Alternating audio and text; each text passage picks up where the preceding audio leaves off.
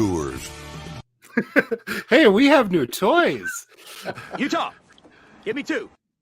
There we go. Utah, give me 2. Oh, There you got to we hit go. pause Utah. after. Give me 2. Yeah. Well, I didn't hit it, Yeah. did I? No, I did. Shoot. Oh, okay. I was just taking it away from myself. Anyway, welcome everybody. This is Hey. the Prospects Power Hour with Robbie and Ben, and we have buttons, and that's just what's going to happen now. We will contain ourselves. So for those of you in the to be named later league who listen to this and like to troll at Govier's, as you call it, excessive button pressing, well, we got buttons now too. But we will do our best to stick to topics of importance tonight. In addition to ice cold beer and the good prospect information. So Ben, it has been a week. How are you? It's been a busy week around here. We had what's called, and this you would love this. We had what's called Wheel Jam here. It's a whole bunch of truckers that come in and they do a show and shine, and they do Cool. dynamic engine braking competitions. There's 2 different nights of stock car racing on a dirt track, which is always good to enjoy. Yeah. It's a kind of a big deal around here. I think it's like the 20th, I think, this year. But it's been going on a little while, and it's a good time. We bring in a lot of folks, but part of that is also there is a chili competition on Friday, and then there is a barbecue competition on Saturday. And this year they added what's called a kids queue, and it's basically for younger people to get on the grill and have a competition. And oh, that's awesome. They were all burgers this year, but I mean, they can serve whatever they want to serve. It's a big deal around this area. So it kept me busy all week. Plus, high school Legion for us baseball, 3 teams in the area, all busy. I found my way to get sunburned. So, we're good at that. Well, that's cool. I have exciting truck news. My truck, after 25 months, is now officially on the road. It is street legal. Exactly. I can get out there, drive around. So my kid and I put about 200 kilometers on it, whatever that is in miles, 120 something miles over the weekend. Got a load of soil, 3 loads of mulch. This is all related to being outside and fun, exciting dude. stuff. Yeah, there you go. I have buttons. It was excellent to do it. And then last night I was like, there's a little rattling going on with my front drive shaft. I'm going to change these U-bolts. Well, as I just said to you, Ben, I've been frantically trying to figure out this part that I need, because it's not the U-bolts, it's something in between it. And it's a 45-year-old truck. So I maybe should have just left it with the rattle. But anyway, rattling is a big thing right now, especially for us here in fantasy baseball land. We'll stick to the topics. We've done our opening. Yep. We are happy to have the 60 plus people that are joining us here live on the YouTubes. We have lots of comments to get to right away here. Perfect. Robbie, if you're cool with that. Yeah. Did you know that Buster Olney got hacked today on X?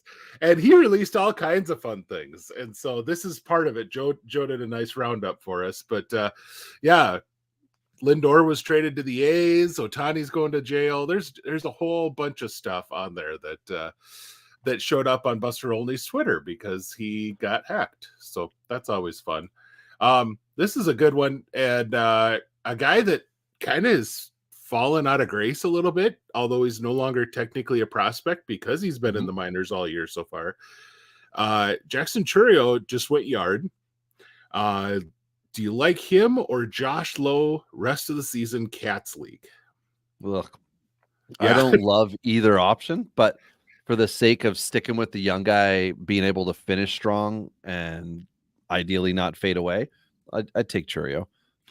I will say his rolling 2-week averages for Chourio, I was just looking this up because I picked him up when he got dropped by someone who was a little bit reactionary in late April. And so I picked him up in a keeper league just in case. And I haven't played him much, but he's sitting on my bench and I keep watching the 2-week rolling, and he's getting better and he's getting better. It's just coming. He's a young guy. We got to remember, folks, not everyone jumps out and is suddenly Reese Hoskins. That's because that's Right. the standard by all should be measured by, of course. Well, do you want the Reese Hoskins, Matt Olson rookie debuts with the follow-up of the rest of Reese, or do you want the reverse of the slow start, strong finish? I think I would prefer the slower start, strong finish now. That's just me. So, and here's our boy Mike VA, which, hi Mike. But we need Jason Dominguez called up ASAP. If you saw last night, he had what's been termed the combo meal. He had a home run and a stolen base in the game. I believe he went 4 for 4. If I may have my information incorrect, but he is hitting extremely well right now. When do we think the Yanks give him the call? Can't leave his bat down to the minors. Here's the issue. well, They can't bring his glove up to the majors. That's the problem. Now, if Soto would go on the DL, well, then you might have a spot to slide him or Stanton and deal with some really crappy defense out of one of the two of them and have the other one play DH. But barring, or I guess maybe until Stanton gets injured, there's really not a spot for Dominguez in that lineup. Yeah, and it's not to his benefit to be up and fighting for playing time versus consistently getting it. Show you're better than the level, show you're better than the pitchers down there. And I mean, the Yankees are competing. They always want to win. So there'll be a time when that might happen. But again, like Stanton's health is a bonus to most of us out there. It's an expectation of the Yankees, but we all know that that's not what normally happens with him. He gets hurt. And I don't see the point in rushing him up. Like you said, you got to have a regular playing spot. We talked about that a little bit last week with some of the promotions of we want guys coming up like with was it 3 weeks ago with Helio Ramos. Yeah. We want them coming up and playing. We don't want them coming up and sitting on the bench. He's played, I think, every game for like 2 weeks straight now, which is tremendous, and including center field. What the heck? But absolutely forgotten or no longer cared about prospect for sure. Yeah, because everybody was like, no, I'm not interested in that anymore. Fool me once. And we all kind of walked away. I even traded him away in spring training as kind of a roster crunch in a dynasty league. And not that I desperately need his bat at the moment, but you never like the idea of like, I kind of cleared room for him instead of like, I made a good deal that I was happy with. So, yeah. And Eddie says, hi, Benjamin Robbie. We're looking forward to what you have to say this evening. Well, so are we. Just wait. We're going to be just as surprised as you are. Well, let's jump in, Ben. Let's jump in some news that we care about. We tried to keep it tight, but efficient. Aside from my speaking at 8 minutes and 30 seconds in, we can transition to that. So 4 guys last week, Ben, were officially suspended from Major League Baseball or professional baseball. Naughty. Of course. One who was an active Yankee bullpen arm for a total of $100 or $99 in bets made. Oh my God, the poor decisions some people make. Well, and I guess I never did look it up what Jason Groom made, or Grom, or whatever, however you pronounce his last name. It looks like Groom, so there you go. He was a big time prospect when he got drafted by the Red Sox. Fastball. Oh yeah, and he made some big money. I will tell you that as part of the NFL's financial program that they have for rookies and whatnot, the financial folks that work with you talk about how basically here are the rules if you want to gamble. And if you are taking an NFL certified financial planner, they will tell you, here is how you can gamble and still be legal. Major League Baseball doesn't offer this. And with the gambling that's prevalent now in the sport, that could be a problem. And we might see more of this going down the road, because none of these were from the last even 2 years, I don't believe. I think all of them like 2021, right? Yeah, 2020 and 2021. Yep. So I do have one quick thing we'll throw in. Chad is saying he's got some breaking news. He's got a sauce in Albuquerque. Good barbecue sauce, maybe there. And Drew Romo they're planning as if Drew Romo will not be on the roster for their upcoming series in El Paso. I know you love your catchers, but yeah, if we it's just like in most leagues, you still have to roster them just like a kicker, unfortunately, in football. Any interest in rostering Drew Romo if he is called up? Like redraft wise, I'm just gonna really quickly have a look. I feel like it's Jacob Stallings he's the other catcher there who has not Is been he? Yeah, horrible, I say, but last week was well, he has not been good. I guess he's worthy of getting rid of. He's had a 150 average in his last 20 at bats. His last 2 weeks, which has also been last 20 at bats. So, I mean, I guess if they're going to make a big fun move, it was Diaz that got hurt. Yeah. See, So I wasn't there even you looking go. at him. I just assumed he was like Yeah. the ready to roll guy. So maybe this is a production based deal. Yep. This is where Brent Servin, who they let go, who ended up with the Blue Jays. This is where he would have come in well as he has in previous years. Yep. I mean, we've only been excited by one Colorado prospect catching prospect the last 6-7 years, and that was Tom Murphy, who then continued to underperform for 6-7 years, but was not horrible. And now he's a platoon guy, but I think he's hurt right now with San Francisco, but he was supposed to be a pretty decent bat. He got 2 years, 60 million, something like that for himself. Yeah. I'm not gonna go making any moves to acquire Romo where I don't have him, but if it's redraft, see how the week plays out for him. Colorado's got a lot of prospects up right now, which might mean that there we go. Which might mean that opposing pitchers are just gonna be throwing fastballs and seeing what they can do with it versus getting creative. So maybe they'll get some good pitches to hit early, and if he gets hot, sure, pick him up. Why not? And Romo is by a long ways defense first. He's an excellent defender, but his offensive skills, he's going to hit you up. I mean, look at what DJ LeMahieu did when he was in Colorado. That's your top end for Drew Romo. He's a contact guy that's going to get a batting champion. Great. Well, don't set the bar high, Ben. No, I'm saying high average, but probably not home runs. Right. And probably empty average if no one's on base as well, right? Like I mean that's just it. Is you got to have a lineup behind you that drives you in, and frankly, that's not what we see in Colorado right now. So there we go. But that could be interesting. We'll just kind of leave it at that for right now. But yeah, let's continue on here. And you're talking about what are your favorite Nepo babies here on the Blue Jays? Yeah, that's true. Well, he's not on the Blue Jays anymore. Kevin Biggio has been DFA'd, and it is overdue. Couldn't do the demotion thing. But we got another guy to talk about who's going to replace part of his position within the lineup, but not where he runs around on the field. But this really helps a guy like Davis Schneider and everybody out there who, like myself, liked what we saw last year, but wanted to understand what the position was going to be as the offseason went on and Toronto continued to sign utility type, move them around guys. It seemed like Schneider was losing playing time, but luckily with the little bits he was getting in April, he was making the most of it. On the other end, Biggio was not. It's not like it was a one or the other with these guys. Schneider could get sent back down, but Biggio, it was time. When he came up as a prospect, he was power and patience, to the point with the patience that he was striking out because he just wasn't being aggressive enough. We've seen the evolution of him as a major league hitter. Switch, he's solid at OBP, but he is striking out a lot. I believe this year, prior to the DFA, was at 32+% strikeout rate, which was a career high for him.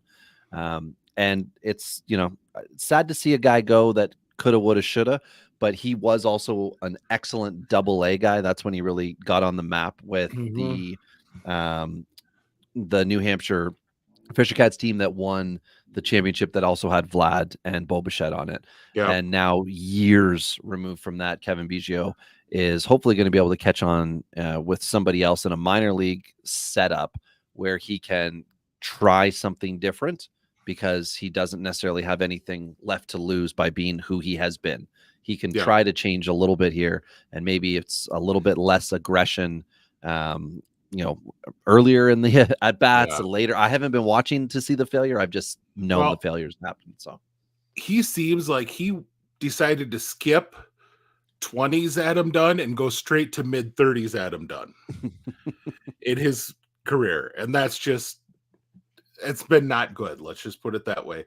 And frankly, that's what you see with a lot of the guys that people are trying to say they're in that 3 true outcome mold.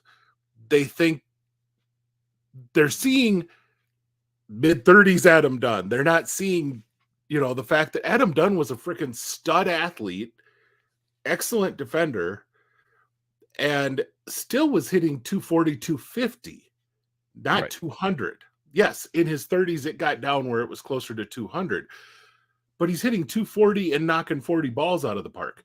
There's a big, big difference there. Absolutely. But that's enough out of a guy who we might never need to roster or worry about rostering. Let's have a request, but we do have a request, so we got to play it one time. Utah, give me 2. There we go. You know what I have to say about that? Blah, blah, blah. Blah, blah, blah. Loading. Never mind. I'm just going to pause it. I'll just leave it. Okay. Next one up. Also in Toronto, we got 2 more Toronto points. Starting pitcher Alek Manoah getting the UCL surgery. This could be and he looks so Tommy John good. also. So he had. I mean, really it was short lived, but yeah. The big thing here, Ben, to me, is what goes on in the next 18 months, right between the eyeballs here, and can he 100%. Stay focused and transition or continue the transition that he was on prior to the injury? Stay positive, stay focused. The Blue Jays are obviously going to be happy about how he finished pitching. Nobody wants the injury, of course, but this was not a worst case scenario as we saw at the end of last season when he didn't want to report back to AAA and then came into spring training and all this stuff. It wasn't great. So that's a bad bit of pitching news for the Blue Jays front. A good bit of pitching news. Yeah. And Ben, you talked about, I think 2 weeks ago, was the fact that Ricky Tiedemann had not thrown a baseball since he had went down and was going to just kind of take a rest. Well, he has now thrown a baseball. I believe it was a bullpen. I don't think he was in a game. I haven't yet updated that since I looked earlier. But back to the mound is the important thing here for Tiedemann. Hopefully we can see him throw some in-game stuff in the next 10 days, and then everybody can start to crank that. When's he going to get called up, trained back up? Because we know Toronto, from Manoah being out, has a gap in the rotation, and a team that wants to be competitive but is still under 500, has some decisions to make whether they want to try to bring him up this year or officially make this a AAA season for Tiedemann where he can come up later and still be rookie eligible next year for that draft pick and all that stuff if he's to be good enough to be a rookie of the year. So some good news along with the bad with Toronto. Yeah. Now this next one you have on here that Tampa Bay DFA'd Harold Ramirez. I got to tell you, I had a league where I was competitive to the end. And I had really good outfielders. I had really good infielders, except for space. And I was relying on Harold Ramirez as my primary first baseman in that league last year. And it worked. It was an OBP league. And, he platooned when he wasn't playing. I didn't accrue stats, but it didn't hurt me. And when he was playing, he was getting on base. I don't think Tampa Bay's lineup issues are going to be solved with Ramirez going away. That is a lineup that is, quite frankly, a solid stream against lineup right now. Yeah, individual players fit in lineups in different ways, and I guess they must have realized or told themselves we are going to be as successful or more successful without him. And that's why they made the move, and they didn't shuffle somebody up or down that they could have to, wiggle room, Phantom IL, whatever it may be. But he's out, and I'm assuming he's going to catch on somebody. But Oakland, I think, will get first shot at it. And when I was looking at the A's lineup, I thought, I mean, you could, right? If you're Oakland, you could find a way to give him 20 at bats in a week and see what he can do. But at the same time, Is Yeah. he any different than Brent Rooker? Is he any different than, you know, they got a lot of guys with that similar profile right now in Oakland. Yeah. But And so that's a bit is of the scariness, right? Like Abraham yeah, Toro goes cold for 10 days and he goes yep. from, leadoff hitter, not getting on base, and then having a few like 1-for-4 type games, and all of a sudden the average drops. Adarsh, tip of the cap to you. That's DJ Adarsh. But anyway, yeah, with Ramirez, he'll end up. Yeah, that's right. Yeah. He wishes he was the fry cook. But yeah, we'll see what happens with Ramirez, where he ends up. We know Garrett Cole will end up back on a Yankee mound at Oh, some point, and good news, I guess, is, well, good news depending on who you like and who you hate.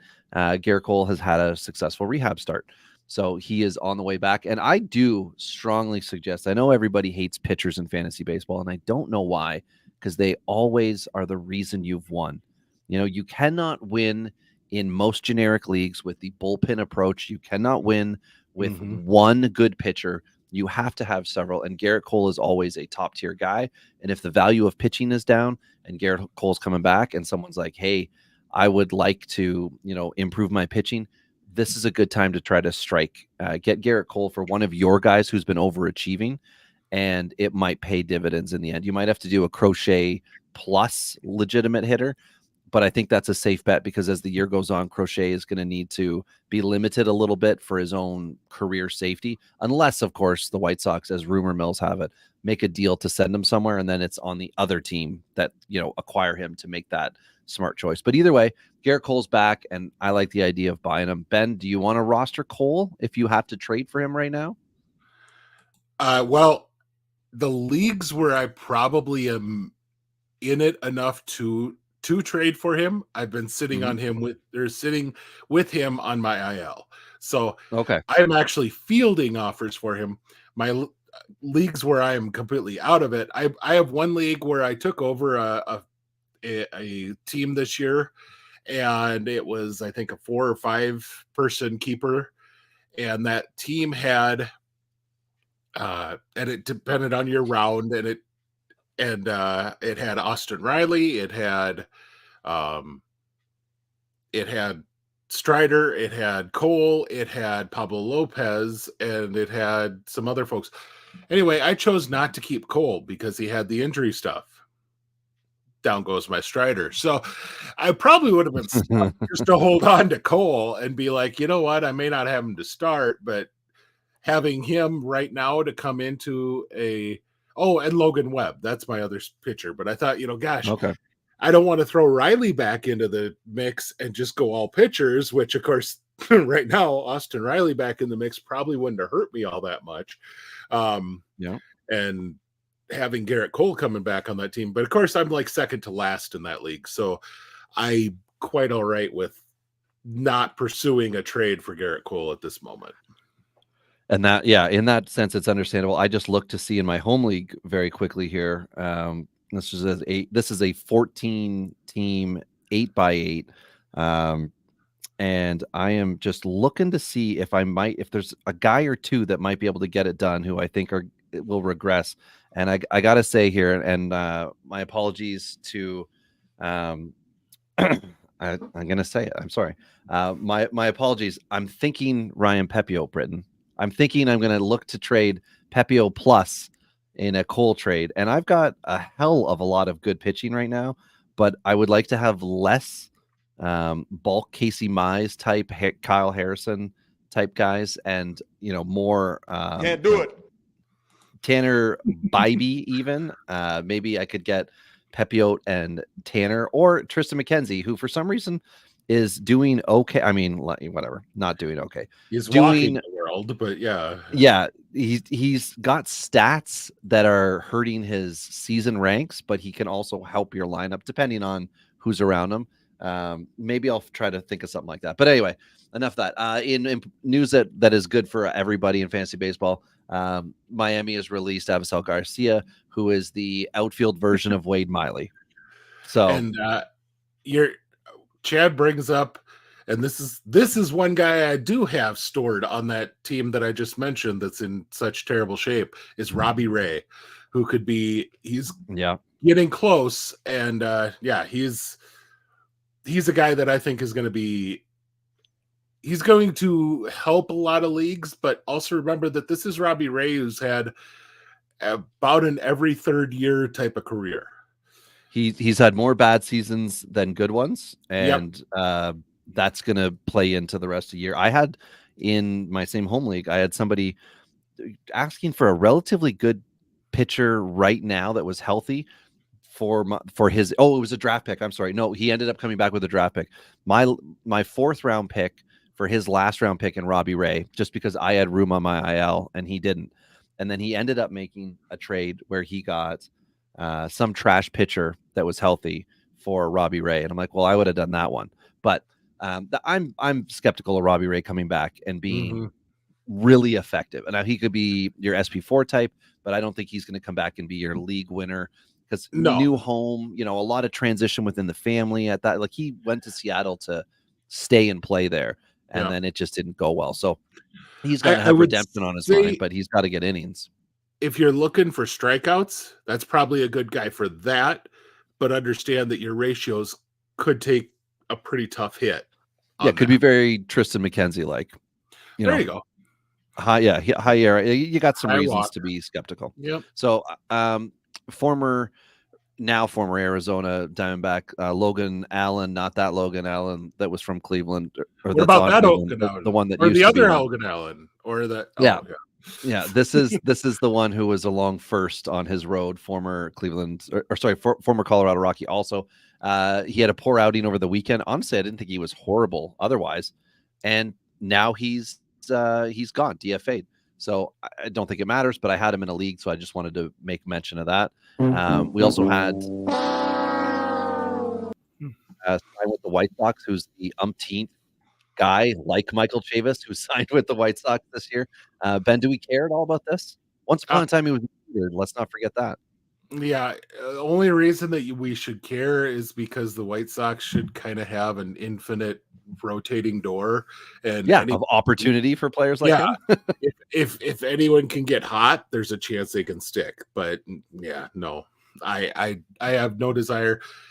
He's got to show me at this point. I'm not going to jump into him at all. Frankly, I'm not going to jump into any White Sox player because I still assume that you're going to see a lot of time out of guys that they have sitting in their minor league system right now. So, yeah. Right, and we'll get to one that we know for sure has been given the call up.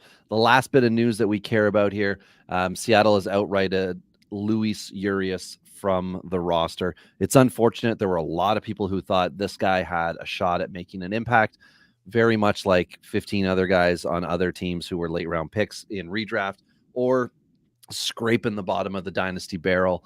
It did not work out. I didn't have high hopes for it myself, but of course I would like to be wrong on players like him. Same deal. I kind of put my chips on Abraham Toro, former Mariner, and it has been not a horrific mess so far. But anyway, what everybody really came here for tonight, Ben, it's now time for the Jesus Take the Wheel pick at minute 28 and 45 seconds. This week, it's Jose Suarez of the Los Angeles Angels. What? Come on, Rob. He's 0% rostered on Yahoo. I know his numbers for the year look gross. 31 and 2/3 innings, a 6.54 ERA, 0 save holds, 0 wins, 1 win, 0 anythings. He's not been good. However, the last month, Ben, although it's only been 10 1/3 innings, he's got a 2.61 ERA. He's been controlling things, getting things under control. It was a very terrible start for him. And if you're like, well, last year he pitched 33 2/3, he got hurt. He got hurt last year, and he sucked before that. And we've seen that with a lot of other players in the past who have had that. And he's now going to be in the rotation with the Angels.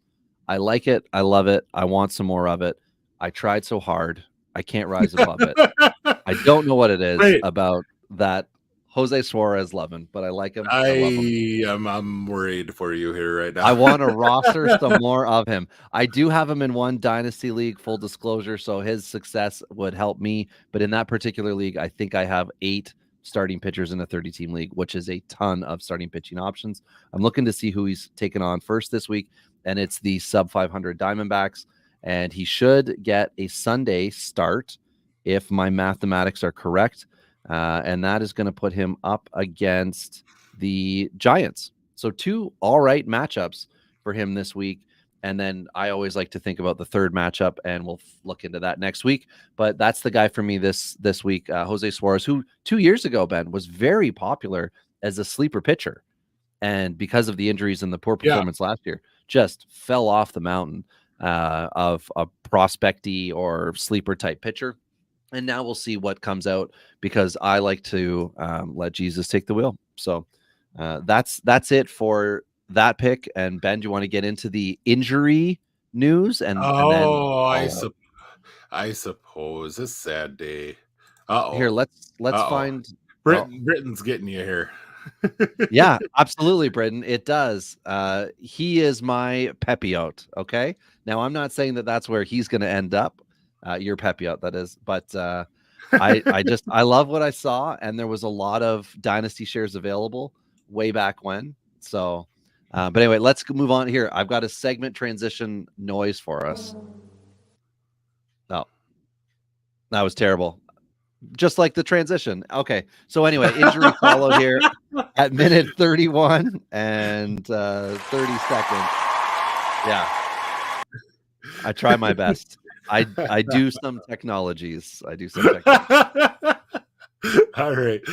Well, the big one that I think could have been in the later portion of this show is Milwaukee pitcher Robert Gasser. And it just seems like they had some really interesting arms in Gasser and Hall and all these guys that everyone was hoping could come up and be the back end guys for Milwaukee, and they just either with performance and or injury, not so much.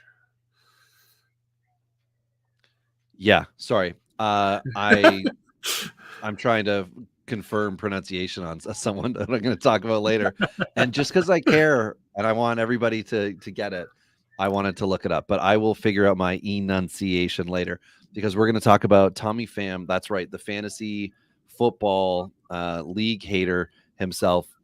He's on the IL. He's been playing well for the White Sox too. I don't remember if I feel like Pilar was with the White Sox and he left, and he's now having success with the Angels. Pham came up. Yeah, it was something within. So I don't know if they crossed over. It doesn't matter whether they did or not, but just more of that veteran thing going back to the don't cross streams. That's right. Do not cross streams. Yeah. So Pham out hurts, and we can talk about what that fallout will be afterwards. Cincinnati also had once upon a time elite prospect Brandon Williamson, the starting pitcher, shut down as he was rehabbing his way back, I believe. And that is now on pause. We've got San Diego starting pitcher Joe Musgrove with a bone spur. We talked a little bit about the issues with San Diego's health a week ago, and kind of Adam Mazur was one of the guys that got called up. Randy Vasquez starting as well. Mm-hmm. We can dive into those guys later if we need to. Shocking news from Rockies land: Chris Bryant to the IL. Wow, dude. That is, and remember the hate from the fan base with the Arenado trade. They stole Gomber, just kidding, and then ended up putting what could have been Arenado money into Chris Bryant. Now, Arenado is not the elite slugging guy he once was. I roster him in a league I care deeply about, and his lack of power is obvious every time I look at when I'm losing a home run stat for the week. But Bryant has just been horrible from a health standpoint. And I mean, he's at the Josh Donaldson need a lifestyle change point of his career, where he's got to sort something out. He's got to change, the waves going on, blood cell stuff, something, so he can bounce back from bumps and bruises faster. Here's what stinks for Bryant.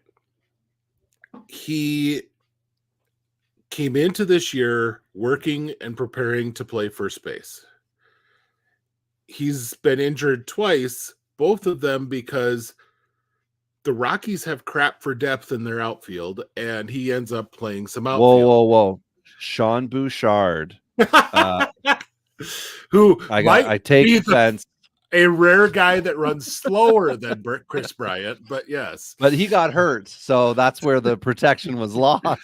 Was Bouchard goes down and Bryant is pooched, sent to the outfield. Yeah. Yeah, but that's why do teams keep trying to do this with certain players? But It's you got this field, kind man. of money. It looks like anyone can play it, right? Yeah, you're right, Ben.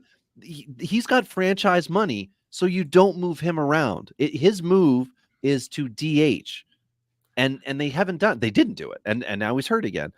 And it was very much like the third base idea of like, oh well, he's not going to play third base. They've got a future, third baseman, and like, what's that going to do for these prospects? Like, you let the guy play the position because you're paying him to do that, or you're paying him to go into whatever, like you said, the first base position. Let him get there, but don't go throwing him in the outfield and doing things that are bad for his body or things that he shouldn't be doing. They're not doing a good job of protecting him as an asset, and or he's not doing a good job of being a professional for the team that he's with. He's getting close to Anthony Rendon, terrible contract here. And I feel like his is longer also. I don't know if the money's a lot different, but anyway, that's enough of the millionaires. Let's get to the lesser millionaires. Royce Lewis just hit a home run to make everyone's Chris Paddock share look good tonight. Just want to say. Oh, sweet. I looked to pick up Paddock in a league for the 2-start week, and I opted not to overbid. So great. Now I'm going to regret that. Thanks for the update, Ben. Well, anytime Royce Lewis does positive things, it makes me happy because he is a really fun player to watch. So, but this is in Minnesota. It's not even in Coors. So, it's impressive, Coors. That I feel like you're trying to work those in. I got to be out like that. Maybe so everyone knows. But no, in all seriousness, no. But Correa's hitting well, Lewis is hitting well this game. And it was against Dakota Hudson, who's actually had a pretty solid season. I don't know that I would trust it to be continue going this well, but thus far it's been not gonna hurt you. So, you're talking like I do. You're not talking about assets. You're talking about limiting liability. But hey. Diego Castillo just came in the game. I honestly did not realize that the Twins. Yes, he was playing well at AAA, Ben. Oh, so this is the pain of the there we go. He was playing well at AAA. He got called up. I think his first appearance or his second appearance, he gave up 2 runs. I'm like, well, there goes the look of his stat line. No one's going to want him. I picked him up in one of my 30-team leagues, shoved him in there, and I'm like, we're just going to cross our fingers that he can pick up some holds. This is a guy who has ended a few ball games before, right? He's been at the back of the bullpen on decent teams. I like the possibility here, but again, this is a slow play and certainly a save hold league, not a save exclusive. I like it. He's an interesting guy, but anyway, Cade Horton. He went under my radar. He was signed by the Rangers and then released by them at the very end of spring training. And I thought, my mind just went to, he's going to be one of the 12 guys to get a save for the Rangers this year. And I just kind of eliminated him from my ideas. So there we go. That's where not that they sponsor us yet, Yahoo, you can do the player watch, like I'm interested in the guy and I can click on the watch. And I mean, you can do that with lots of sites, but I'm only going to mention the one that should probably sponsor us immediately. So Cade Horton, shut down, subscapulous strain. It doesn't sound good. No. So no. And if you think a subscapulous strain sounds bad, how about this as my note? Jose Urquidy under the knife, 2024 over. Oh, you don't think that was bad? How about Christian Javier? Tommy John.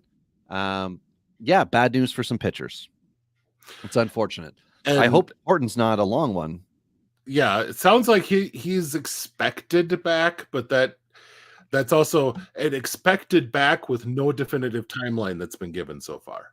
So That sounds very Tiedemann-y to me. yeah, doesn't it? The Houston thing, I will say, we're not at the point where they've really started to reach into their minor leagues, but they do have a few guys that folks should be looking at. The one, and I'm going to butcher his freaking name, but AJ Thank Blubach, goodness. and because I don't want to say what that name could sound like, but AJ Blubach has been performing really well in pitching at, I believe, AAA, upper minors regardless. And definitely a guy that you should have if you have a really deep minor league system. Toss him in there because he's going to have a chance to get some major league time. Oh, okay. All right, there we go. Note that one, everybody. They also have, and I'm going to have to look now because I was moving on to the next one, but you know what? It's just fun to tell people the names. I've got to go into one of my, of course I do, into one of my dynasty leagues where I felt like I drafted well last year and go down to Eric Gotti is in this one. Tyler Guilfoyle is another potential Houston guy, and Rhett Kuba, Kouba. These are a couple other names to watch if what do they say? If the levee breaks in Houston, there you go. and they need to replace, do the Baltimore thing and replace their entire rotation once or twice over. Same with Milwaukee, I guess. But let's take that and let's lead it into who's up now for us, which we are at minute 41. And oh my God, Ben, we haven't even hit the 90-minute mark yet. Yeah. And we're on to the beef of this one. Good for us. Aren't we doing great? It must be the sound effects and how I don't know how to use them. Speeding us through. Something like that. Anyway, you were crying. I almost said you were crying. You were pleading with the Orioles to give Cade Povich a shot. They did, and you were rewarded. Are you going to show the line? Do you want to show the line? I just did. But 5 1/3 innings. He got pumped by the Blue Jays. He now has a 10.13 ERA. He's been picked up and dropped in my home league. 2 Ks in the 5 1/3. It's your first start. I can't imagine how incredibly stressful that would be, how fascinating it would be, and how hard it would be to be as accurate as you've been, for all those other big starts in your life. He will get another shot, and I believe that will be it because he's the 6th in a 6-man rotation right now. But I mean, what are you thinking, Ben? Do you think he should get 2 more starts, or do you think the 1 and back down is going to be enough for him for now? Well, the one thing that I noted, and if you were looking when I just threw that line up a bit ago, the 238 average, guys were not taking comfortable swings. He gave extra base runners on 4 walks, which has not been something he's really done a lot this year. So, yeah, I really think he should certainly see another start. I can't tell you that he's going to get 2, but he'll be able to light up Atlanta, right? Like, they're horrible. Yeah.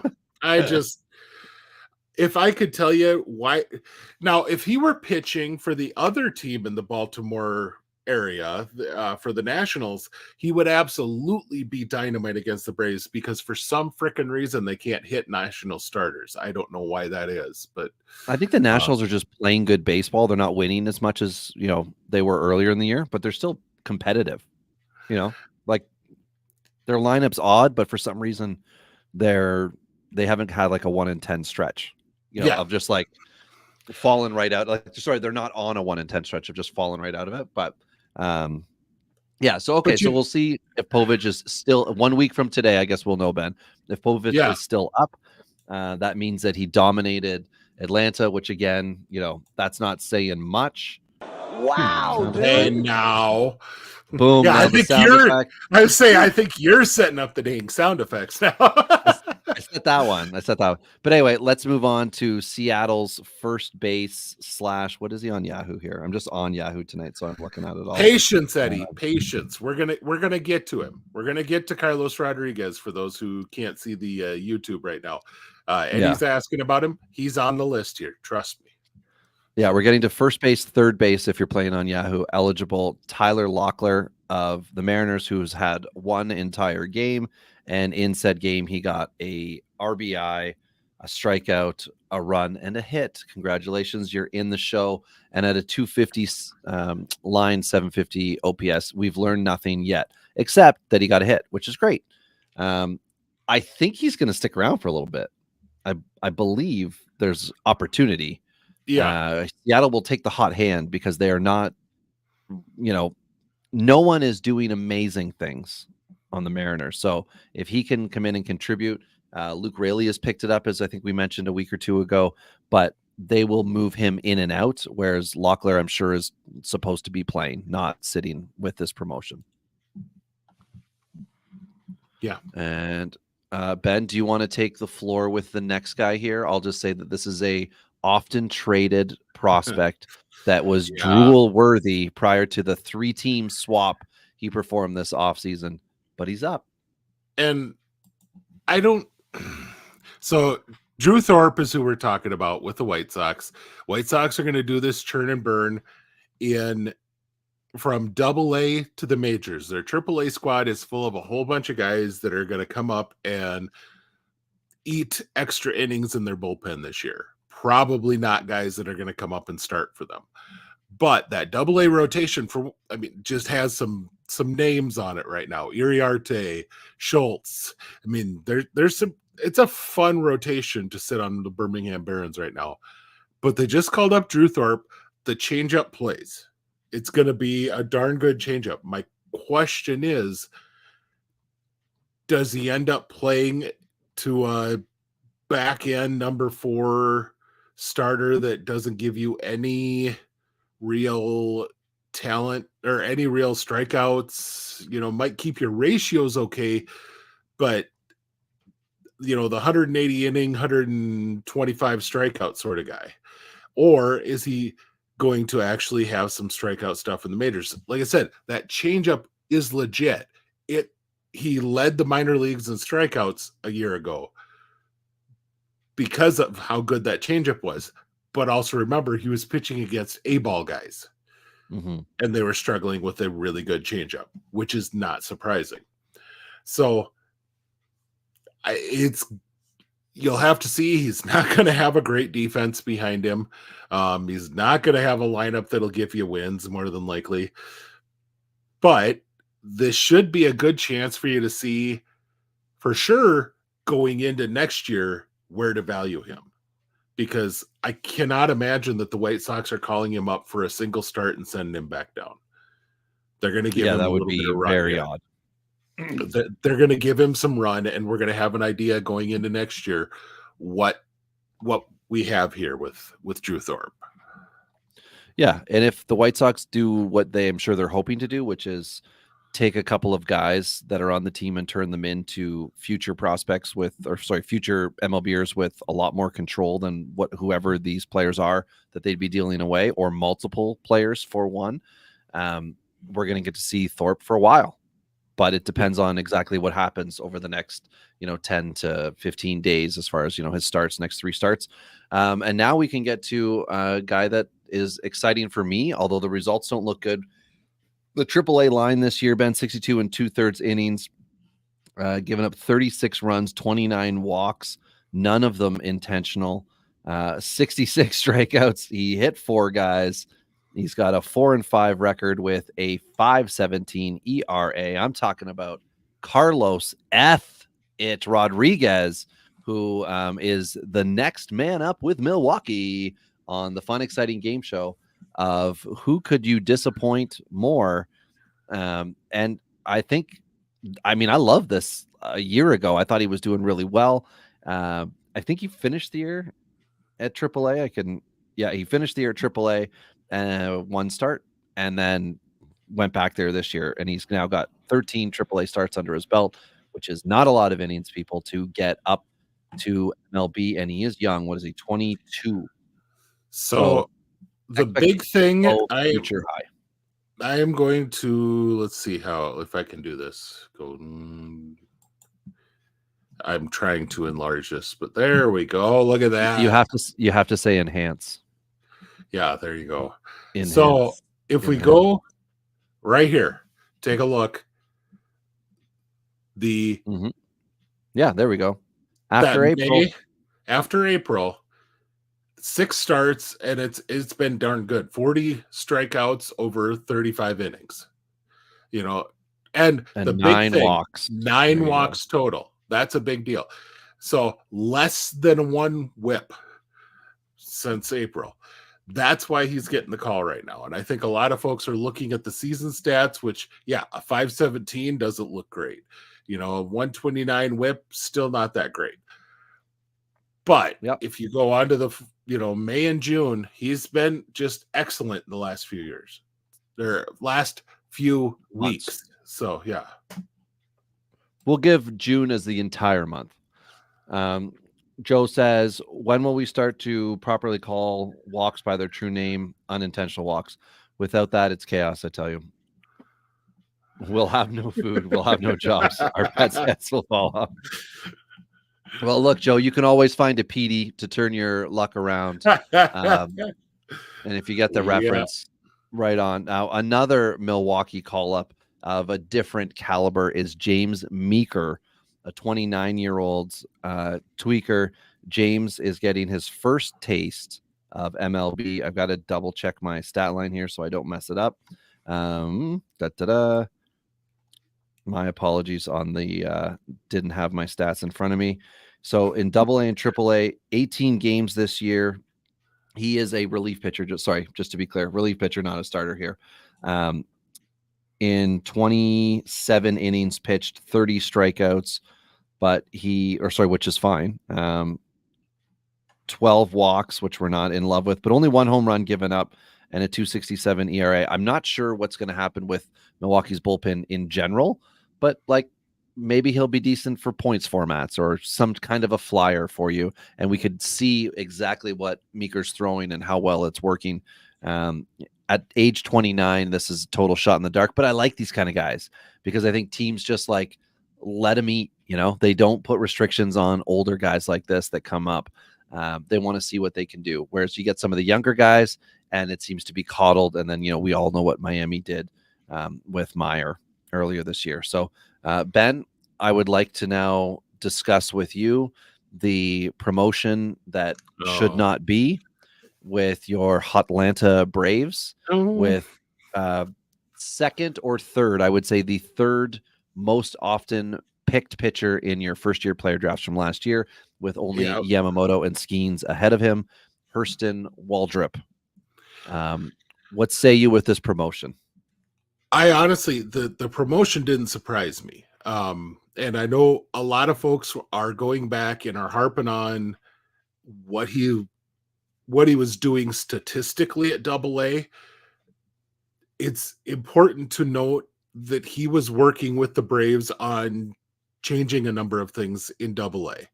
And he took off in that last few starts. I mean, similar, we looked at Carlos Rodriguez's numbers, similar way, he really took off in about the last 4 or 5 starts, got it promotion to AAA.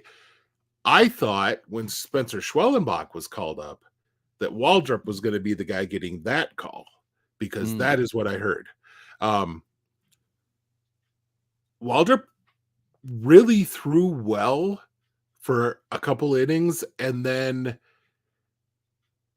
he got hit real hard by a Keibert Ruiz home run and then just completely lost the strike zone, and it dovetailed on him. And that is going to be a risk you have with him. He's going to be a high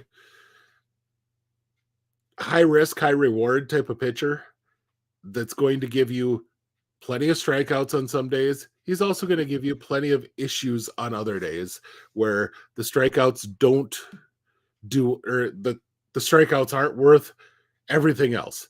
Right. But he is, from everyone that I've talked to down in Mississippi, they were surprised that Schwellenbach was the call. Now, if you're asking me rest of season, I think rest of season. Schwellenbach is the guy that you want in redraft type of leagues. because I think he's up, and I would be very surprised if he goes back down. Waldrop may be getting a bump down, sort of. He might be on that train a little bit along the same lines as AJ Smith-Shawver, because they want to continue to see him get certain work done within his delivery.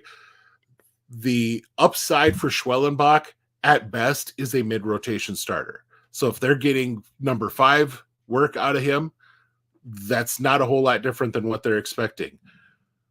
If they're getting on again, off again starting out of AJ Smith-Shawver or out of Waldrop, these are guys that they think could have a potential as a top of the rotation arm. And they want to make sure that they're right going into next year, because the Braves do lose my Cy Young pick for this year, Mr. Max Fried, after the season. And Fried is having one hell of a year on a contract year, and probably is going to end up pitching in San Francisco for Joe's Giants, because he's I don't know from California, and he's going to Washington. Well, but see, the Giants get rid of a whole bunch of really good. The Giants get rid of a bunch of contracts, and that's why I'm making that comment. Is that they're going to have room to dive into the pitching market better. Snell's only a 1-year guy. You know, they've got a number of contracts coming off the books where they could dive into and get an ace this offseason, and there should be a couple available in Corbin Burns and Max Fried and that type of guys. So, but yeah, if Anthopoulos wanted him, he'd be there already. He'd be signed long-term already. And it sounds like there hasn't ever been a long-term overture made. There's been some which is fair. Yeah. You know, like that's how the market plays out right now. Like, Anthopoulos is a smart general manager. He's locked up the hitters, and he's getting veteran pitching, and he's supplementing his shortcomings with developing pitching, which hasn't been horrible. There's been a lot of injuries and a lot of good pitchers with the Braves, but he's supplementing rotations with veterans like Charlie Morton and now Chris Sale, and he's dated back further. He's done that. And it's been to the benefit of Braves fans who have got to see these guys. Now, if Ian Anderson didn't have, setbacks and injuries, he could be right in the heart of that rotation too.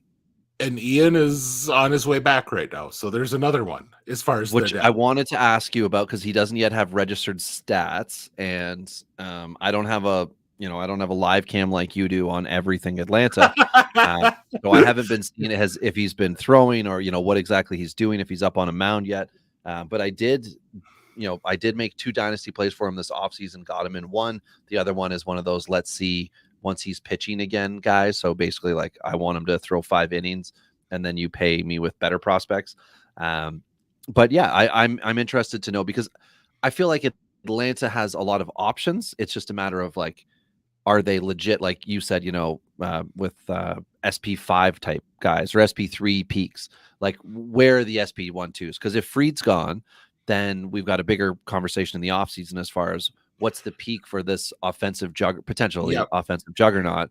When, you got Austin Riley's got to wake the F up as well. But you've got talent that's on the offensive side, and you're not going to want to trade it in order to level off with pitching, because that's just going to cost you wins to try to get them.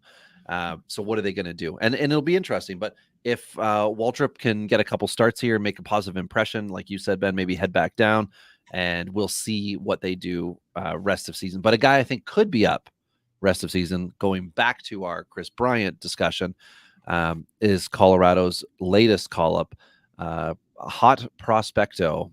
Is it Adele Amador? Adele Amador. So yeah, something like that. That was close. Yeah. And I watched a video on Adele. MILB's. Hello. Yeah, that's why I went with Adele. Yeah, exactly. But I watched a video on MILB's Instagram, and it was his teammates from minor watching him get his first MLB hit. And it reminded me of when I started my truck and drove it on the road. I don't know if I mentioned that it's on the road. It's equally as exciting as getting your first MLB hit, getting a safety that says this is roadly. Anyway, so he's only been in one game up to tonight's recording. Greg Jones also called up. He was traded from Tampa Bay. He's also with Colorado. Yeah, that's right, in Coors. Each have had one game. Ben, you got some thoughts on these fellas? Amador is a guy who I think he's going to have the Carlos Rodriguez treatment. For those who are just stat line scouting, if I can spit it out, that'd be great. They're going to go, why on earth are you calling up a guy who's been this bad all year? And, he's got a 6-something OPS and all this stuff. Amador, I believe, has led all of AA in home runs over the last 2 weeks from a middle infield prospect. He's a guy who turned it on. He worked through some stuff right away, but he's turned it on the last couple of weeks, and he's looked legit. Colorado, with their big-time prospects, unless there's a reason, which with Drew Romo, for instance, that was defense. They wanted him to go catch junk ballers that they had sitting in AAA because that'll get him used to the Colorado air, and then he can understand what he's going to have to do once he becomes a catcher in Colorado. But Amador and a lot of these guys, they're going to more than likely come up straight from AA because that's their most neutral environment in their system. Pitchers and hitters. And so it gives them a good idea. So is this guy a guy, or is he just beating the crap out of the ball because we have a really hitter-friendly ballpark in low A or high A or triple A? And no, I think Amador is a guy to watch. I would put a similar caution as I did with Ezekiel Tovar when he came up, that this is not a guy that you're likely going to get, huge, 25 home runs, 30 steals. I don't know that that's coming out of him at all. But you're playing in cores, that's going to help the batting average. Then add in, should be double digit, both power and speed. That's a pretty solid player to have up the middle, most likely. Yeah, and I mean, there are a million Colorado outfielder potential guys long term. They need to figure out who the three main dudes are, or at least the four that they want to give the at bats to. Blackman's not one of them, but who are the guys? And if it is, if Greg Jones, which I don't know that it is Greg Jones, I feel like it's going to be Nolan Jones, and as soon as they can, they're going to get him up, or get him back up. I know he's rehabbing at AAA. You got Amador, you got other options. It's exciting from the standpoint of there's playing opportunity here, but whereas at the start of the year I thought it was Bouchard's job to lose. Now I feel like Bouchard's out, and it's a whole new crew with Beck. There's so many options now. Yeah, somebody's got to just steal a job or two here. Amador is going to be their second baseman. They lost Brendan Rodgers, and so he's got kind of a clear path to second base at bats. But yeah, you're not wrong on that as far as what's it going to look like the rest of the way, because that's going to be a very good question. Who's going to be that next guy? Who's going to be, because they have some outfielders. Chad's favorite boy, Zach Veen, continues to have a pretty interesting year. Kindly worded. I'm working so hard. Michael Toglia is up. I just had to look. I'm like, who's the a-hole that I had earlier in the year and dropped him? And it's Michael Toglia. Jake Cave is still not that they need to start cutting guys early mid-June here, but when they're ready for the transition, Hunter Goodman has not been hitting. He should go back and get a confidence boost. And I don't know what kind of a woman he dates. It's probably an ugly girlfriend. Guy needs some more confidence, but there are players on this team that need to earn at bats, not just be given them. So hopefully we'll see that. Cause I'm looking here, Blackman, Tovar, Elias Diaz, McMahon, Brenton Doyle, Doyle's, no. Cave, Toglia, no. Where's the guys? And if you're going to give Doyle a regular spot, then the other guys need to be big power bats. You need multiple RBI guys taking walks. You need that on your major league team, especially in that outfield. You can't just have prospect after prospect come up and like, let's see what they got for 30 at bats. Cause all of a sudden that's 150 at bats at a position and how many innings ended. And that's where a guy like Yanquiel Fernandez, he's been hitting very well since May 1st. And he's the type of guy that really fits that mold. The power just hasn't jumped up. But anyway, Joe's mad at us. We missed a good. Yeah, missed the easy joke. Always take the easy joke. Hunter Goodman, more like Hunter Badman. Ben, am I right? That's what Joe said. Yeah. I mean, I don't know. That joke sounded a little Blake Dunn to me. Huh? Transitioning. Oh. Let's go to Cincinnati. Let's go to the player pulling a Will Benson level debut. Blake Dunn 1 for 9 after getting the call up. His saving grace, I will say, Ben, is only 1 strikeout. And I mean, again, we go from one crowded outfield to another crowded outfield with Cincinnati this time. I like that Dunn got called up. I mean, he wasn't crushing it like he was last year, but it's good that they're giving him a shot, and maybe he'll get a few at bats in a week or two, and he'll be right back down.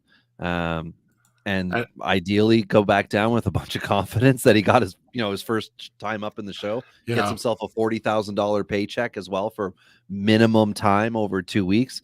And he can head back down with some bucks in his pocket and hopefully really pick it up after this. Not that he can't turn it around, go 3 for 4 tomorrow night. But just realistically thinking here, Blake Dunn, I didn't think was coming up. So I was a little surprised to see it. Happy at the same time to see it, but yeah. And only played left field. That's the thing to me that, I mean, not that he is like, who's he think he is? Chris Bryant? Well, and not like he's an elite defender in the outfield, but he is a guy who's played a lot of center field the last few years, and he's got that legit speed. And the fact that he's only getting time in left field in the majors should maybe say something about his future defensive home. Well, Will Benson, though, moved around. I'm just going to look right now. He's been moving around a lot. He is 21 in left, 31 in center, 24 in right. So perhaps, which again, if you're in a league where you need 20 games in one season to repeat your position, having Will Benson is excellent if you are in a left, right, center field setup. Just note that out there, everybody. Fantrax specifically. But Dunn might just not be getting that opportunity yet, or maybe they would like to try him in a specific ballpark or something like that. I mean, I don't know. I'm trying to give him a break. I guess maybe I should be a little more critical, but I just think he was struggling at the minors, and the fact he got a call up said something about the organization's feelings towards him more so than the results like you were describing earlier with whoever the hell it was, some other bum that was underperforming. But anyway, somebody who was performing very well at AAA, and I am terrified about what the big league club is going to do with them, is Toronto utility / possible second baseman Spencer Horowitz. This is the fallout from the Biggio DFA as Horowitz is up and hopefully plays. I mean, he was a hot guy after the 2022 season as a prospect. And then last year it was like, oh man, like this guy could be good. And I remember people talking about him being a first baseman, which is really confusing when you've got Vladdy at first, to talk about how he could be, that same position. Like it just, it was like Rowdy Talese also being there. Like doesn't make sense, right? You gotta find at bat somewhere. So Horowitz now with a little bit of second base time, because in Toronto everybody can play second base except for Vladdy. Well, you never know. I think that's what they're going to do, is they're going to try to find a spot for him, much like Davis Schneider moving left field, second base. If he can hit, if Horowitz can take some walks, if he can extend innings, move base run, be a major league hitter. That's something Toronto desperately needs. And I will be very interested to see where they use him, where manager John Schneider puts him in the lineup. If he's starting, where is he hitting? And I don't mean like right away. I mean, if he's up for 30 games, what are they going to do? Because they move guys around a little bit more than you'd like. Davis Schneider is not a leadoff hitter. He's hitting leadoff though. Yeah. So I saw that. what is the game plan here for Horowitz? Are you going to try to treat him like a 4-5-6 guy, or are you going to put him in the back and let him kind of earn a promotion up higher in the lineup? I am interested to know, but I'm also very hesitant to put him in any of my lineups or to pick him up in redraft because I don't know what the playing time is going to be like. And for that, I'll probably miss out on him in a lot of redrafts where people that have a lot of injuries are just going to take him and then hope for the best. Whereas I'm going to be a little more cautious, having witnessed the Blue Jays muck up playing time over and over and over again with guys. So, yeah. So, do you know anything about the next guy? I was just going to say, I'm looking at the stat line here and I'm like, all right, okay. Yeah. But, I mean, just pull it up. Pull it up for people. Oh, yep. Just because I can't. And we'll do a little. You have to say enhance. Enhance. So the player we'll describe or discuss here is relief pitcher, Oakland A's. Michael? Maybe? Yeah, we'll go with Michael. There's no A. Yeah. It's the new Ohtani. Yes, is up. Yeah. So relief pitcher. Let me see the. This is his third organization. He started out. The Mets had signed him, and for some reason, after 2020, I don't know why. After he missed the 2020 year, which we all did, but that's a whole nother deal. They decided he was no longer good enough to start, and moved him completely to the bullpen. And 2 years later, he was a minor league free agent, posted a 6 ERA with Arizona, so he was a minor league free agent again. But he's been doing a lot better with Oakland, and 45 strikeouts in 29 and a third innings. Mm-hmm. That could play. And that's a bullpen that just lost Lucas Erceg. They basically, and Mason Miller's coming down back to earth to some degree. I'm not going to say he's done, he's over, sell him or anything like that. But Ohtani's is the new closer, Ben. Is that you've said it here first? No, I'm saying he might be a guy that could quit. They're going to be open to having someone work into holds, and with Miller, they've not been eager to give him back-to-back days. So there have been available saves in that Oakland bullpen. Of course, they have to win first, but that's another issue. Well, Mitch Spence is actually looking decent, and JP Sears is holding his own. It's bums like Hogan Harris and Luis Medina who are ruining it, and Estes. Their starters haven't been bad. It's been the fact that they can't support them. They have to score runs in order to win games. It's a complex mathematical thing, and I know I said there'd be no math. So, well, like once upon a time, Danny Jimenez, former minor league Rule 5 guy, I think he was. He was thought of as potential guy. He got hurt. They also had. I'm trying to find him here. I don't think he's hurt. Oh my goodness, 2 years ago they had a guy who was effective and people were like, oh, the stat line doesn't make sense. I've gone too far back down now. Oh my goodness, nothing like forgetting the name when you begin talking about the player. Well, Zach Jackson, Jackson, who would come up and he was like of interest in save hold, but I mean he's fallen off a cliff, so they're up for a guy is what I'm trying to say. I thought maybe you were talking about Domingo Acevedo, because that was another guy that they were willing to give a chance to until he, posted an 11 ERA or whatever it was. So they are kind with their opportunities. So we'll see if Ohtani can do it. I mean, again, they're suffering from losing middle relief guys. Like they've lost all sorts of play, like starting pitchers, middle relief guys. They've got Sean Newcomb is pitching in this bullpen. A week ago, they only had the Olagalulan guy. Now Scott Alexander, TJ McFarland, Sean Newcomb are the lefties in there, and Ohtani's joins up. So I just think it's interesting because he's not young, not old. Sean Newcomb was an acquisition by the Braves when they rebuilt.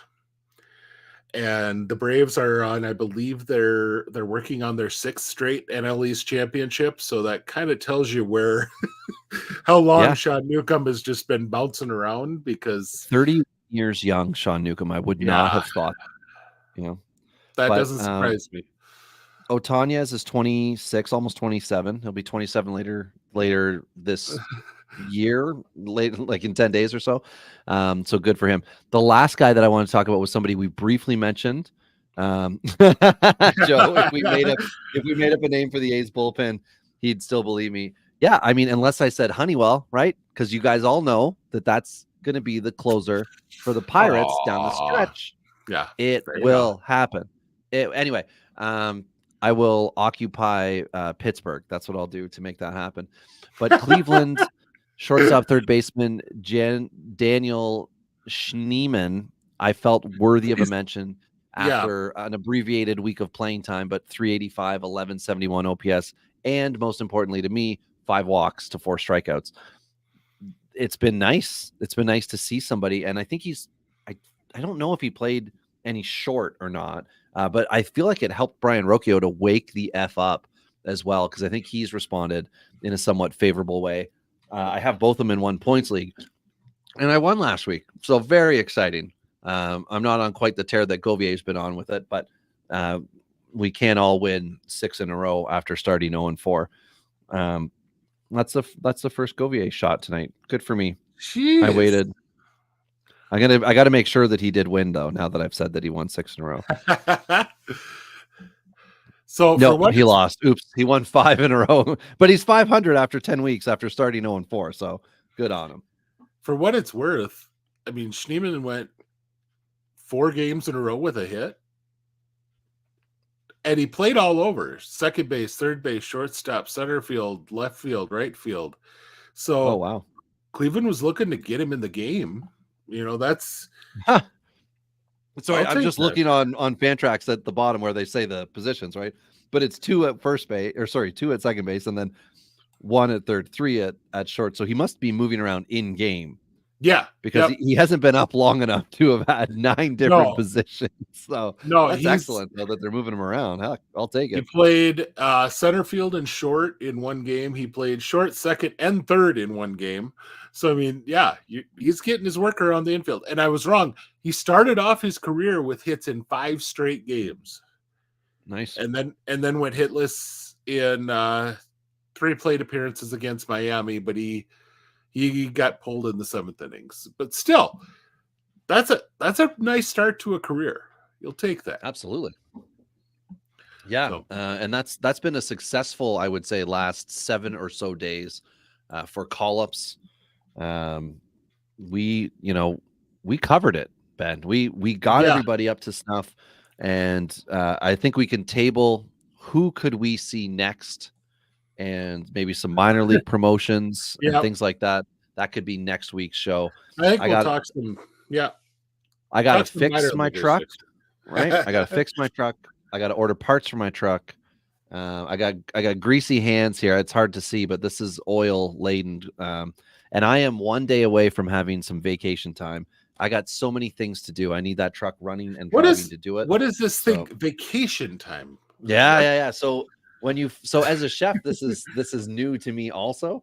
Usually they call it termination, or the place you work at closes. But yeah, I've got some vacation days, and I've got to use them up by the end of June. So I'm using them. And yeah, I'm going to take some time, hopefully, to get a bunch of stuff done in and around the house. But at the same time, I want to make sure we're keeping up with our fantasy baseball with everybody. So let's see, where are we sitting for the YouTube subscribers here? Well, there we go. Right up there. Pulling her right up for everyone. 795. That's perfect. I almost thought we should wait and not stop this broadcast until we were over 800, but I think I'll wait till next week, and I'll say if we're not over 800 when we start recording next week, we won't stop until we're at 800. So please, for the love of God, be over 800 next week. I was hoping I could refresh and there would be a new one, and there'd be another. But the worst thing that could happen is you refresh and you drop one because someone's like, I want this to go on. But anyway, waiting. Yes, they have. Yes, Joe. We have in Canada, we have vacation. Some places have vacation time. We do have free healthcare everywhere. Yeah, it is an amazing country. We also have trucks, and I want to go work on mine and baseball. And I didn't even say this last week, but I bought for my son, and I bought an 8x12 batting like little setup for him. Oh, That on yep. the side of it has the ball that you can hit, and it just spins around. At the back, it's got a tee. He can hit wiffle balls into it because we were using a blitz ball, and I was pitching to him, and he hit one over our little barn that we've got in the yard, and we went and found it in the back. And then he pitched to me, and I just slobber knocked one far, far away into some long brush. And I'm like, crap, we got to, like, that ball's gone till the fall. So we bought some MLB approved, like, squishy neon green wiffle ball things. They're amazing for practicing. And my kid loves them. And he's got an aggressive approach. I don't like to put anything social media of him or whatever, put anything of him on social media. But just imagine it's a blend between Griffey, Sheffield, and that goon guy that strikes out in Little Big League. Those are the three different swings he has, depending on where I throw the ball. So we've been having a blast with that, and it's been a little chilly here. It was almost fridge temp today, so we needed to warm up a bit to get back out there. But yeah, next week we got big plans for everybody, promotions, etc. And there's been lots of them. There's been lots of really interesting minor league promotions this year. So we'll have plenty to say on that. Robbie, what have you been up to? You've been doing any other baseball talking, baseball writing, or just working? No. Yeah. Okay. Nope. This is it, man. This is this cooking and trucks. I mean, does it get any better than that? Yeah, you keep the blinders on to the rest. You know, I like to have my 15, 20 minutes every night where I sit in bed and I look at all the scores from the night, you know, check the box scores, and I'm looking to see how some of the guys are doing. And then when I, you know, have some free time later on, I might check, you know, our Discord, which everyone is more than welcome to join. It is free. Palazzo. Yeah, that one. I peruse that to see what's going on. But yeah, that's it. What about you, Ben? Well, I do have some writing things that I've been working on. I put out I'm trying to think here, second to last, third to last, whatever, mock draft Monday. I do every other week. I put out a mock draft. This year is tonight, right now, as we're talking, the final team that gets to go to Omaha is being decided. I wanted to wait one more week before we rewrap the turn. I want to see how accurate you are. Have you felt good about your pick so far? Oh, you know, I blew pretty much every single upset that I picked. So, you know, no.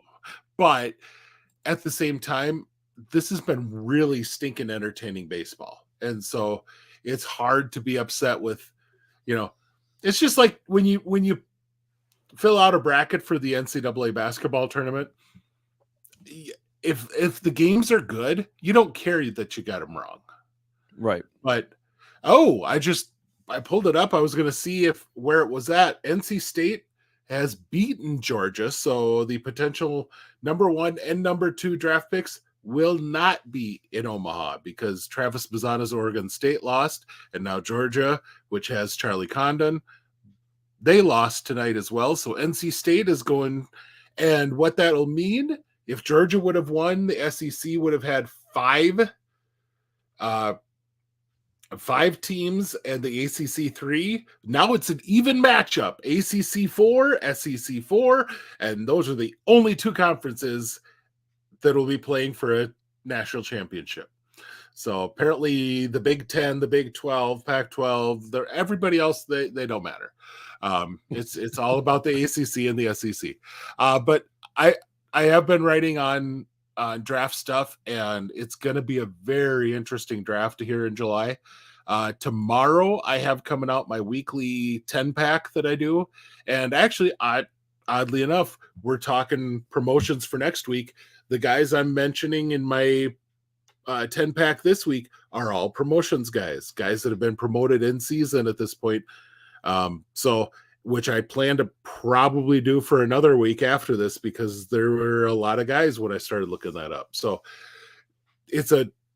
there's some very interesting guys on the list that I put out for tomorrow, and there's going to be a lot more coming. So awesome. So that's it. That's all though. So anything else fun and exciting for those who want to watch, or what are you looking for this week in the great game of baseball here, Robbie? Well, obviously I'm looking for Spencer Howard to go for that first quality start because he's been building up his pitch count. I'm still in on Howard. If I'm just going to quickly look here at guys, Connor Wong. I'm looking to see him continue his hot streak. He's batted almost 300 the last month, and this is, to me, a coming out party for him because I've liked him for a while. We're still watching, and I am still actively watching Nick Gonzalez beat the bejeebers out of MLB pitching right now. At 341 the last 2 weeks in 44 at bats, Ben. He is just hitting, and it's fun. So I've picked him up in my home league. Jmar Candelario, I'm also watching him rebound nicely. Crawford, JP Crawford. Soto's back in the lineup, so that's good. There are lots of things I've got eyes on. And one of the others is lost tonight. Did he? Oh, son of a bee sting. Well, he's trade bait. The other one that's interesting is Will Benson, who started horribly this year, and Cincinnati kept playing him, and he is now the last 2 weeks he's just heated right up. He's got a 1034 OPS, but only one home run.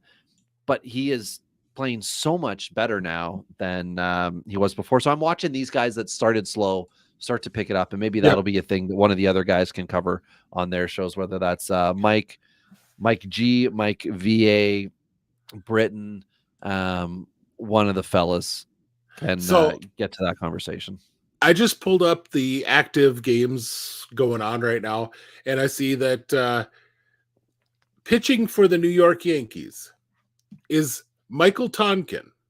Now, if you remember earlier this year, he was DFA'd twice, and at the time had something like 6.7 ERA. Take a wild guess what he has done with the stinking Yankees. I haven't looked at any of this, so I'll just say no earned runs in 7 1/3 innings. I don't know. He has pitched 19 2/3 innings. Oh wow! For them in the bullpen, 14 appearances, 0.92 ERA. Wow. What's the key? It's 18 strikeouts in 19 and holy smokes. Yeah. What the heck? So, who is this guy? I was going to say, is this another Clay Holmes? Is he throwing sliders? What's he doing? Well, I'm going to have to look into that. Yeah. Well, and what's interesting is he has had one save opportunity, did not convert it. But still, 0.92 whip as well, 167 average against. There's a lot of really good things going on here for Michael Tonkin with the Yankees. I had no clue. I honestly, I watch a lot of baseball. I had no clue he was doing this. So there you go. Okay. That's it. That's all though. I don't have any, unless you got something more that we really no way, Jose. About. All right. Well, let's be a closer and end this. I was going to say, we're going to get out of here under an hour 90. and 30 minutes. How about that? It can be done. All right. It can be done. All right. Well, for Robbie, for all of us here at the Palazzo family, get on the YouTube, subscribe, get your friends to subscribe, grab their phones, subscribe, and they don't ever need to watch it. They could just be subscribers. That'd be great. I'll take it. But let's push us towards that 1,000 number. We got to climb over 800 first. So, but that's it. That's all. We'll see you guys next week. Coors. Coors.